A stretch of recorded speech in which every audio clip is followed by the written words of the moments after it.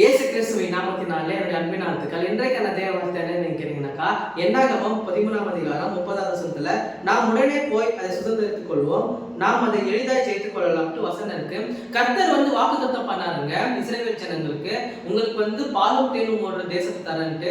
ஆனா இஸ்ரவேல் ஜனங்கள் என்ன பண்றாங்கன்னு கேட்டீங்கன்னாக்கா, அந்த தேசத்துல போயிட்டு இருக்கு, அங்கெல்லாம் பெரிய பெரிய ஆளுங்க இருக்கிறாங்க அப்படின்ட்டு பயப்படுறாங்க.